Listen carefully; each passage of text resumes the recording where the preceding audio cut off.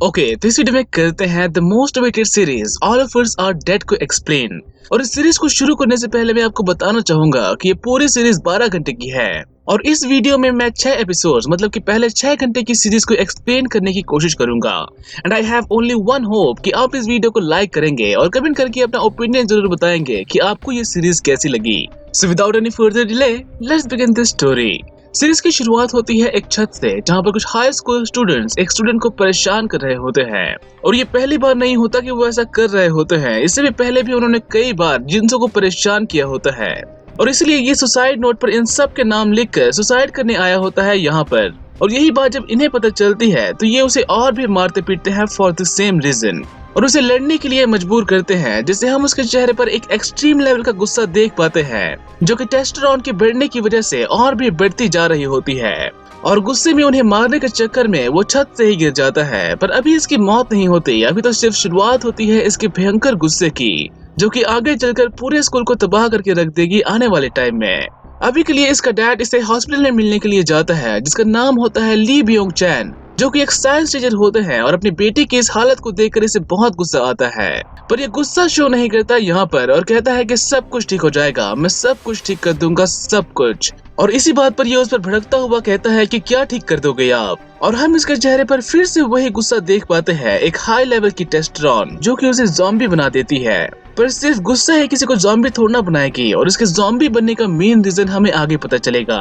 अभी के लिए उसके डैड इस बात को छुपाने के लिए उसे मार डालते हैं और फिर उसे हॉस्पिटल से निकालकर उसे किसी जगह की ओर लेकर जाते हैं एक बैग में भरकर। पर अभी भी जिन्सु मरा नहीं होता और एक तरह से वो ज़ॉम्बी बन गया होता है अब तक। और कहानी यहाँ से शिफ्ट होती है स्कूल की तरफ कुछ हफ्ते आगे, जहाँ पर हमें बाकी के इम्पोर्टेंट कैरेक्टर्स को इंट्रोड्यूस कराया जाता है, जिनमें से इस लड़की का नाम होता है मिस हियोनजो और ये उन्हीं स्टूडेंट में से एक होती है जो कि जिन्सु को बुली कर रहे थे।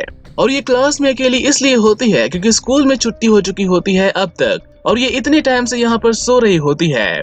और अकेले होने की वजह से इसे साइंस रूम से आवाज सुनाई देती है जैसे कि कोई पर्सन किसी चीज को ठोक रहा हो, जिसे देखने के लिए जब ये अंदर जाती है तो उसे वही सेम आवाज सुनाई देती है एक बॉक्स के अंदर से, जिसे ओपन करने पर उस बॉक्स में होता है एक चूहा और जैसे ही ये उसे पकड़ने की कोशिश करती है वो चूहा इसे काट लेता है। और ठीक यहीं पर आते हैं साइंस टीचर ली ब्योंग जो कि उससे पूछते हैं कि वो यहाँ पर क्या कर रही है, जिससे ये चूहे द्वारा काटे जाने वाली बात को बताकर यहाँ से जाने लगती है। और जैसे ये टीचर इस बात को सुनता है वो उसे रूम के अंदर ही खींच लेता है क्योंकि वो एक्सपेरिमेंट कर रहा होता है एक वायरस का उस चूहे पर और अगर उस चूहे ने उसे काटा है then she is also infected. और कहानी यहाँ से आगे बढ़ती है स्कूल के बाहर, जहाँ पर दो इम्पोर्टेंट कैरेक्टर्स जिनका नाम होता है ऑनजो और च्योंग सैन को इंट्रोड्यूस करवाया जाता है।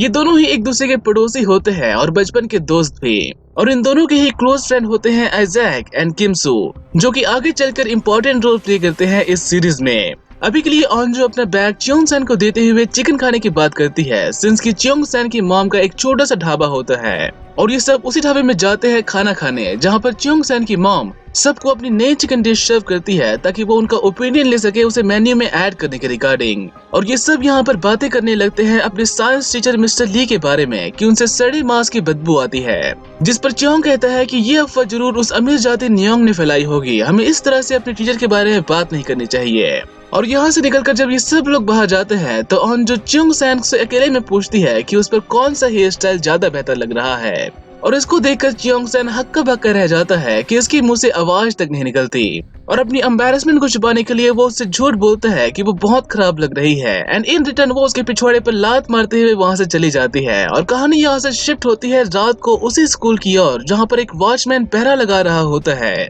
और उसी साइंस लैब में हम उस लड़की को देखते हैं जिसका मुंह बंद होता है इसलिए वो शोर नहीं मचा पाती हेल्प के लिए, जिससे सीन यहाँ से शिफ्ट होती है अगले दिन में और ऑनजो और Cheong San rock paper scissor खेलते हैं ये जानने के लिए कि उनका बैग आज स्कूल कौन लेकर जाएगा।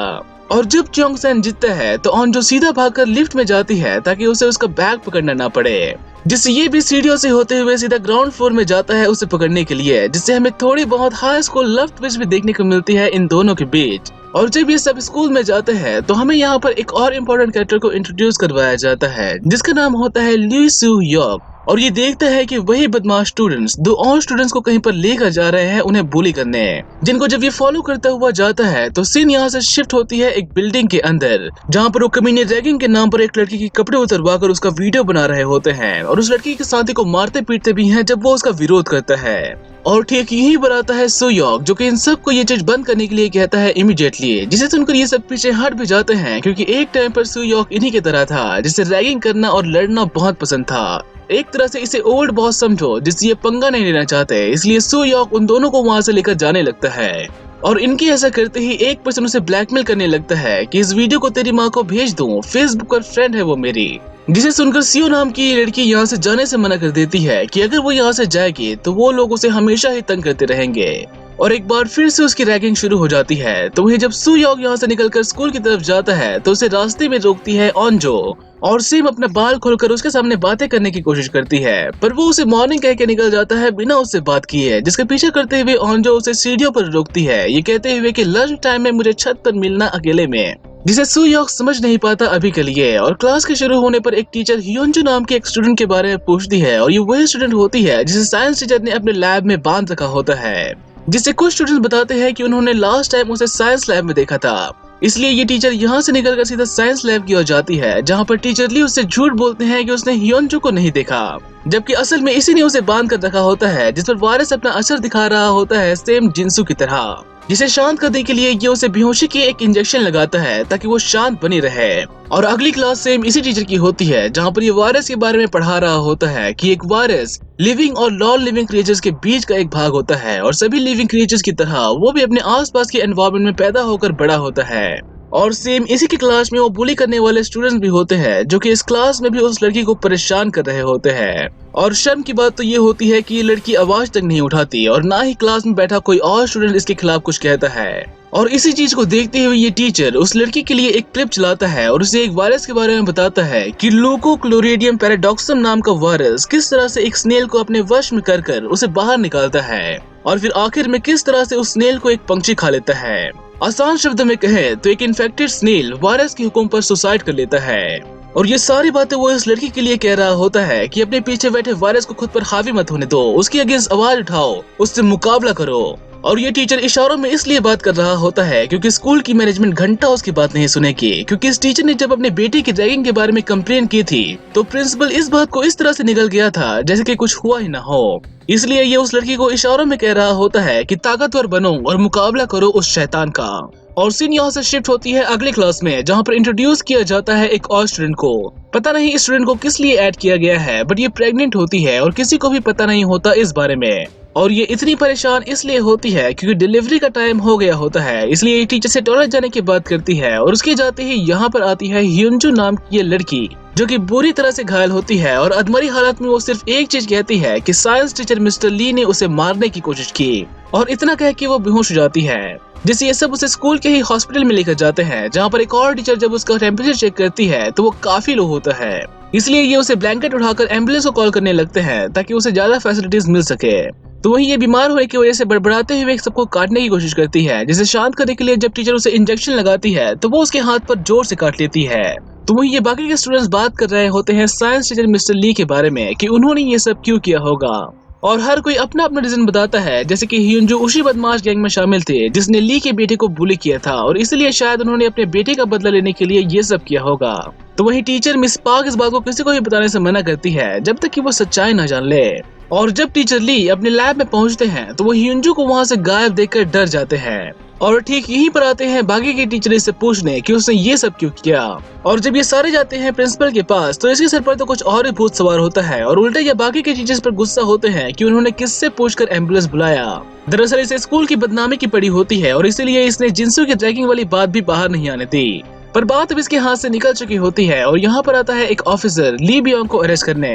तो वहीं वो टीचर जिसे हियोंजो ने काटा होता है उस पर भी सेम ही तरह के लक्षण नजर आ रहे होते हैं, और अब ये भी बन जाती है एक ज़ॉम्बी। और सेम इसी टाइम होती है लंच ब्रेक, पर ज़ॉम्बी अटैक से पहले हम एक और कैरेक्टर के बारे में जान लेते हैं जो कि आगे चलकर काफी इंपॉर्टेंट रोल प्ले करती है, और इस कैरेक्टर का नाम होता है नामरा, जिसको पसंद करता है सुयोक। बट यही बात वो उसे डायरेक्टली नहीं कर पाता सिंस की वो इससे बात ही नहीं करती। तो वहीं सुयोक को डेट पर चलने के लिए कहती है ऑनजू, जिसको पसंद करता है चियोंग सैन, पर कोई भी एक दूसरे को अपनी ट्रू फीलिंग्स नहीं बताते। और अब मचाते हैं इस कहानी में धमाल और सीन यहाँ से शिफ्ट होती है उसी नर्स और एक टीचर की ओर जो कि अब तक पूरी तरह से ज़ॉम्बी बन चुकी होती है। और उसकी इस अजीब हरकत को जब रिकॉर्ड करने के लिए जब म्योंग ह्यूमन उसके रूम की ओर बढ़ता है तो वो टीचर सीधा आगे बढ़ती है उस पर अटैक करने के लिए। और जैसे ही वो उसके एक साथी को मारती है यहाँ पर मच जाती है हड़कंप और वो दूसरा पर्सन भी ज़ॉम्बी बनकर क्लास में घुस जाता है सबको मारने। तो वही ये लड़की यहाँ पर सुसाइड करने आई होती है क्योंकि इसे डर होता है कि जैसे ही उसका वीडियो अपलोड होगा सब उसका मजाक उड़ाएंगे। और यही पर आता है उसका फ्रेंड उसे रोकने कि उसे ऐसा नहीं करना चाहिए और उसे रोकने के लिए कहता है कि वो उसे पसंद करता है। जिस पर ये कहती है कि जब दो फट्टू साथ आते हैं तो लोग उनका और भी मजाक उड़ाते हैं, इसलिए तुम मुझसे दूर रहना और मेरे मरे हुए शरीर से भी। और जैसे ही ये कूदने लगती है ये अलग अलग क्लासरूम से स्टूडेंट्स को छलांग लगाते हुए देखती है जो कि अपने आप को बचाने के लिए ऐसा कर रहे होते हैं और बाहर आते ही सभी को काटने लग जाते हैं पागलों की तरह। तो वही कहानी यहाँ से शिफ्ट होती है कैंटीन में जहाँ पर एज़ैक अपने फ्रेंड अंजू से कहती है कि तुम्हें चियोंग सैन से बात करनी चाहिए, वो तुम्हारी बात सुयोक को जरूर बताएगा कि तुम उसे लाइक करती हो। और जब यही बात चियोंग सैन अंजू से पूछता है कि क्या पूछना है सुयोक से, तो ये उससे कहती है कि मैंने उसे डेट पर चलने के लिए कहा था पर अभी तक उसने कोई भी जवाब नहीं दिया, तो ये उससे पूछ सकता है कि वो मुझे पसंद करता भी है या नहीं। और ये बात सुनकर इसे धक्का सा लगता है सिंस कि ये अंजू को पसंद करता है। और यही पर आते हैं भागते हुए सभी स्टूडेंट्स बचने के लिए जिससे यहाँ पर मच जाती है फुल टू हड़कंप। और जैसे ही सभी लोग ज़ॉम्बीज़ को देखते हैं तो एक्शन और भी बढ़ जाती है और एक ज़ॉम्बी सीधा आगे बढ़ता है अंजू की तरफ और ये पहला एपिसोड यहाँ पर हो जाता है खत्म। और अगली एपिसोड की शुरुआत होती है स्कूल की मैनेजमेंट के सीन के साथ जहाँ पर स्कूल का प्रिंसिपल इस ज़ॉम्बी वाली बात पर सब पर भड़क रहा होता है कि ये बात बाहर गई तो गई कैसे, और सभी टीचर्स को क्लास में जाकर फिर से पढ़ाने के लिए कहता है। एक तरह से इसे फर्क नहीं पड़ता कि कोई जिए या मरे, इसे तो बस अपने स्कूल की सो कॉल्ड गुड इमेज की पड़ी होती है कि वो खराब नहीं होना चाहिए, जिसे मारने से मना कर जब मिस पार्क यहाँ से निकलती है तो एक ज़ॉम्बी उसके पीछे पड़ जाता है उसे मारने के लिए। और सेम ऐसे ही बट 10 गुना ज्यादा खतरनाक सीन चल रही होती है कैंटीन में। और ये वाला सीन इतना गंदा होता है कि आप इसे खाना खाते हुए तो नहीं देखना चाहेंगे। हर तरफ बस खून ही खून होता है और हर कोई बस एक दूसरे को काट के मारना चाहता है किसी तरह। और चियोंग सैन इन सब से बचने के लिए खिड़की का रास्ता चूज करता है यहाँ से निकलने के लिए। और किसी तरह से जब ये निकलते हैं तो हमें काफी अच्छी भागम दौड़ देखने को मिलती है। एक्चुअली ये पूरा एपिसोड बस भागम दौड़ में ही निकल जाता है और सेफ लोकेशन की तलाश में ये दोनों एक ट्रक पर चढ़कर खिड़की के रास्ते से अपनी क्लास की ओर जाने लगते हैं, जहाँ पर रास्ते में इन्हें फिर से भिड़ना पड़ता है ज़ॉम्बीज़ से। और जब किसी तरह से ये क्लास में पहुंचते हैं तो वो लोग दरवाजा खोलने से मना कर देते हैं, ये डरते हुए कि कहीं वो भी इन्फेक्टेड ना हो। जिसे किसी तरह से मनाते हुए जब ये सब अंदर जाते हैं तो ठीक इसी जगह पर पहुंचते हैं इनके दोस्त भी, जिनमें से इस पहलवान का नाम होता है डीसू, जो कि आगे चलकर इन सबको ज़ॉम्बीज़ से बचाएगा। और सीन यहाँ से शिफ्ट होती है जेल की तरफ, जहाँ पर डिटेक्टिव जय ली से पूछताछ कर रहा होता है इन सब के बारे में कि तुमने एक स्टूडेंट को स्कूल में ही किडनैप क्यों किया। जिस पर ये कहता है कि अगर मैं कॉलेज का प्रोफेसर होता, लॉयर या नेता होता तो क्या तुम मेरी बात को इग्नोर कर पाते। दरअसल ये अपनी बेटी की बात कर रहा होता है जिसके गायब होने की रिपोर्ट इसने लिखवाई होती है ठीक इसी ऑफिसर के पास, ये कहते हुए कि उसके साथ स्कूल में रैगिंग की गई थी और उसके बाद से ही वो गायब हो गया, पर उस केस की ठीक से जांच नहीं की गई थी कई वजहों से। और इसी को आधार बनाकर ये कहता है वो कमीने मरे तो मरने दो, वैसे भी उन जैसे कोई कमी नहीं है इस दुनिया में। और इस बात पर जय कहता है और मुझे तुझ जैसे कमीने पसंद नहीं। और रही बात तुम्हारे बेटे की, तो सच तो ये है कि वो कभी गायब ही नहीं हुआ। और इससे सीधा पूछता है कि कहाँ छुपा रखा है अपने बेटे को। और यहाँ पर हमें पता चलता है कि इसी ने वो वायरस बनाया था अपने बेटे को ताकतवर बनाने के लिए, ताकि वो कमजोरों की तरह मार खाकर घर वापस न आए बल्कि उनका डट कर मुकाबला करे। और एक कहानी सुनाता है कि जब एक चूहे और एक बिल्ली को एक साथ रखा जाए तो बिल्ली अपना ताकत दिखाने के लिए उसे हर वक्त मारती रहती है, उसे परेशान करती रहती है। पर जब चूहा हद से ज्यादा डर जाता है तो उसके दिमाग में इतना ज्यादा टेस्टोस्टेरोन रिलीज होने लगता है कि वो बिल्ली को ही काटने लगती है। और मैंने अपने बेटे को वही टेस्टोस्टेरोन इंजेक्ट किया था ताकि वो मार खाकर घर दोबारा न आए। इन शॉर्ट इसने उसे ताकतवर बनाने के लिए उसे ज़ॉम्बी बना दिया। जिस पर जय पूछता है तुमने इसका एंटीडोट तो बनाया होगा, और इस बात पर ये कहता है इसका कोई एंटीडोट नहीं, ये वायरस अपने आप का मालिक है और इसे कोई नहीं रोक सकता। और सीन यहाँ से शिफ्ट होती है हॉस्पिटल की ओर, जहाँ पर ह्यूंजू का MRI स्कैन चल रहा होता है और होश में आते ही वो इतना वायलेंट हो जाती है कि वो खुद की रीढ़ की हड्डी तोड़ देती है। और ये वाला सीन इतना ज्यादा खतरनाक है कि मैं तो बुरी तरह से डर गया था ये पूरा सीन देखकर। और सबको मारने के लिए ये अपने आप को घसीटते हुए उनके पीछे पड़ जाती है उन्हें मारने के लिए। और सीन यहाँ से शिफ्ट होती है एक बस के अंदर और ये सभी लोग जा रहे होते हैं उसी स्कूल में आर्चरी कंपटीशन के लिए। और इन सभी में एक इम्पोर्टेंट कैरेक्टर होती है मिस जैंग हैरी, जिसको उसका कोच उल्टी सीधी बातें सुना रहा होता है उसके सभी जूनियर्स के सामने कि अगर तुम मेहनत नहीं करोगे आर्चरी में तो नेशनल तो क्या तुम स्टेट भी नहीं खेल पाओगे। और जैसे ही इनकी बस स्कूल के अंदर जाती है, ये सब के सब शॉक हो जाते हैं ये सारा नजारा देखकर। तो वहीं ये लोग पुलिस में कॉल लगाते हैं कि उन्हें हेल्प चाहिए क्योंकि ज़ॉम्बी अटैक हुआ है उनके स्कूल में। और ये ज़ॉम्बी वाली बात सुनकर पुलिस इनकी बात सुनने से मना कर देती है कि ये इमरजेंसी लाइन है और मजाक करना तुम लोगों पर बहुत भारी पड़ेगा। पर जैसे ही इन्हें और भी सेम ही तरह की कॉल्स आने लगती है, इन्हें भी इन सब पर यकीन होने लगता है। पर तब तक इन लोगों ने कॉल काट दी होती है और ऑन जो फायर डिपार्टमेंट में कॉल करती है अपने डैड को बुलाने के लिए। बट सिंस की वो एक इमरजेंसी लाइन होती है, वो लोग किसी भी इंडिविजुअल से कनेक्ट करने से मना कर देते हैं कि अगर बात करनी है तो तुम डायरेक्ट ही उनके फोन पर कॉल करो। पर ऑन्जू के पास उसका फोन नहीं होता और इसलिए इसे नंबर भी याद नहीं होता। And for the same reason ये झूठ बोलती है कि स्कूल में आग लग गई है और जल्दी ही मदद भिजवाओ। और आग लगने वाली बात सुनकर ये सब के सब फुल ऑन इमरजेंसी में निकल जाते हैं सीधा स्कूल की ओर। और अब कहानी में मिलाया जाता है जहर। बाय गॉड, ये कैरेक्टर इस पूरी सीरीज की सबसे जहरीली कैरेक्टर है जिसका नाम होता है नायॉन। एक नंबर की खड़ूस, नकचड़ी और सेल्फिश कैरेक्टर जिसे शायद अपने अमीर होने का घमंड होता है और इसीलिए ये नामला को कुछ करने के लिए कहती है कि तुम क्लास के प्रेसिडेंट हो ना, कुछ करती क्यों नहीं। एक तरह से उसे ताना मारती है कि वो बेवजह ही बैठी हुई है क्लास में, जिस पर नामला इससे पूछती है कि क्या करूं, स्टाफ रूम में जाऊं इन सब के बारे में बताने के लिए या फिर इस रूम से निकल जाऊं। पूरा साल निकल गया और तुम्हें क्लास प्रेसिडेंट याद नहीं आई, और जब ये सब कुछ हो रहा है तो तुम्हें क्लास प्रेसिडेंट याद आ रही है। जिससे इन दोनों को किसी तरह से शांत करने के लिए ये सब पुलिस की बात करते हैं कि उन्होंने पुलिस को कॉल कर दिया है और वो लोग आते ही होंगे।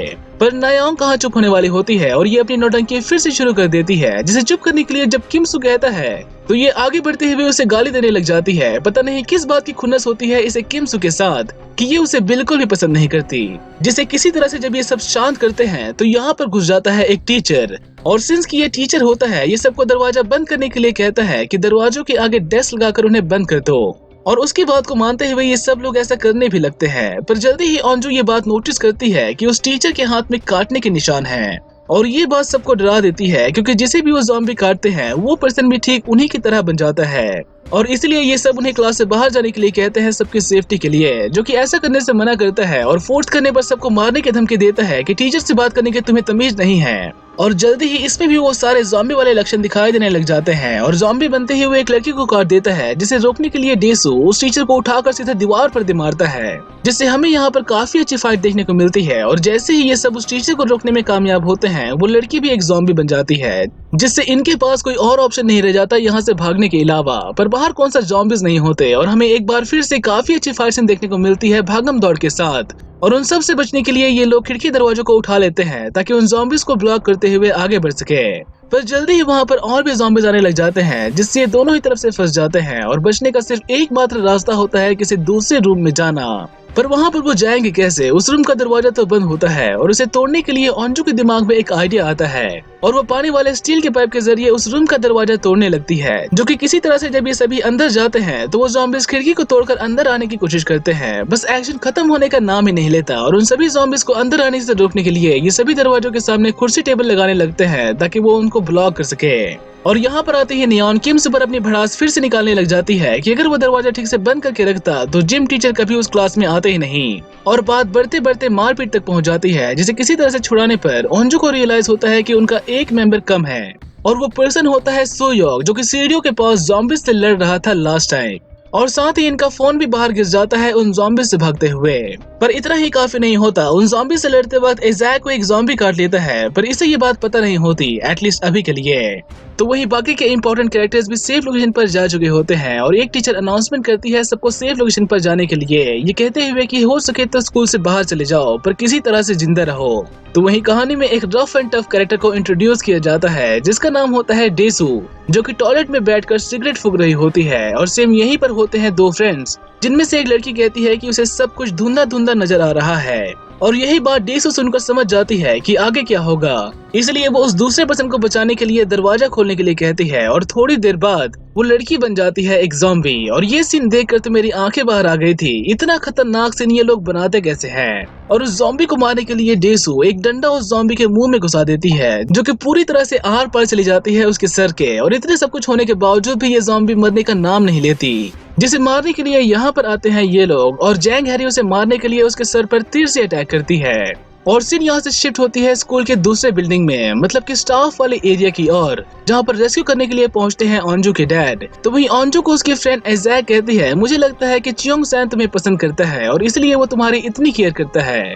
और जैसे ही ऑन्जो इसका हाथ पकड़ती है, इसे फील होता है कि उसकी बॉडी टेम्परेचर काफी कम हो गई है। मतलब कि इसमें भी अब वही सारे ज़ॉम्बी वाले लक्षण दिखाई देना शुरू हो गए हैं, जिससे ये पार्ट थोड़ा सा इमोशनल हो जाता है क्योंकि इज़ैक उसकी बेस्ट फ्रेंड होती है और अब वो एक ज़ॉम्बी बनने जा रही होती है बाकियों की तरह, जो कि अपने फ्रेंड को गले लगाते हुए कहती है कि वो किसी पर भी अटैक नहीं करेगी। पर जब सभी लोग उसे फोर्स करने लगते हैं यहाँ से जाने के लिए, तो उसे सबकी बात माननी ही पड़ती है। पर इससे पहले वो यहाँ से जाती, वो बेहोश हो जाती है और होश में आते ही वो सब पर टूट पड़ती है बाकी ज़ॉम्बीज़ की तरह, जिसे रोकने के लिए यहाँ पर आता है च्योंग सैन और उसे खिड़की से बाहर ढकेल देता है उसे रोकने के लिए, जिसका हाथ पकड़ लेती है ऑन्जो क्योंकि ये अभी भी उसे खोना नहीं चाहती। और किसी तरह से जब च्योंग सैन उसे नीचे गिराता है तो ऑन्जो उससे नफरत से करने लगती है इस बात के लिए, और सभी लोग बचने के लिए उस रूम से निकलकर किसी सेफ लोकेशन पर जाने की बात करते हैं क्योंकि उन ज़ॉम्बीज़ को अब और नहीं रोका जा सकता। और ऐसा करने के लिए वो पानी के पाइप को रस्सी की तरह यूज करने की सोचते हैं ताकि वो उतर कर नीचे के रूम में जा सके।